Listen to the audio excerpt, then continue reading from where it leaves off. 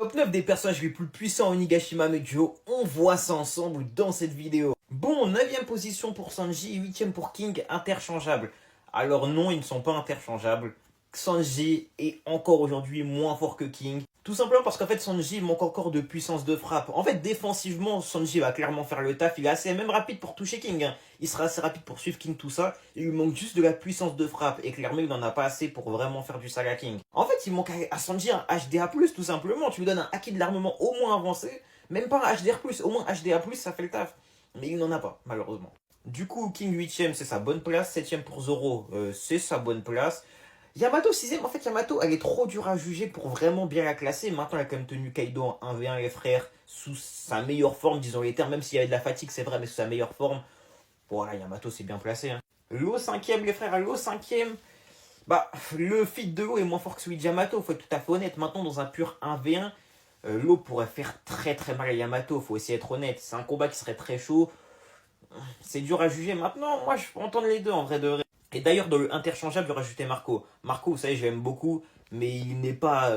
Tu veux pas dire qu'il est spécialement plus fort que Lo et Yamato, tu vois. Après, moi, je trouve quand même que la performance de Marco est trop sous-cotée à Nigashima. Parce qu'en fait, il a été utilisé au début de Nigashima et non pas à la fin. Tu vois ce que je veux dire? Et c'était logique, c'était plus à lui de briller, on le sait. Mais pour rappel, les frères, Marco a clairement peut-être vraiment l'une des meilleures performances de Nigashima, les frères. Marco, au début de Nigashima, a fait tomber le bateau de Big Mom. Ensuite de ça, les frères, il devait un Big Mom et Perospero. Et Big Mom dit elle-même mot pour mot, je n'arrive pas à prendre le dessus sur toi.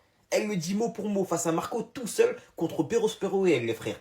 Contre un Yonko, on la rappelle. Ensuite de ça, les frères, il devait un King et Queen pendant un bon moment. Les gens veulent inventer que King l'a battu, alors que c'est écrit noir sur blanc que Marco est tombé de fatigue. Et c'est même montré dans l'animé, donc d'où vous inventez que Marco a perdu contre King? En sachant que Marco était déjà épuisé de base, c'est dit par Perospero après le combat face à Big Mom, enfin après le combat de Marco et Big Mom. Donc il était déjà épuisé, et après ça, les frères, il a littéralement stoppé le virus de Queen, il a soigné tous les fourreaux rouges, tous les sbires là, tous les samouraïs quoi.